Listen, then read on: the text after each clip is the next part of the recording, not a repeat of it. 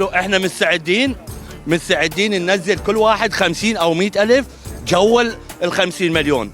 مو يقولون جوال 50 مليون لازم فوق ال 50 مليون مقاول، وجوال 50 مليون الا مقاول. احنا مستعدين كل واحد ننزل من رواتبنا 50 الف ما يخالف، بس مو 200 الف، ننزل 50 الف، واذا اضطر لهاي 75 الف او 100.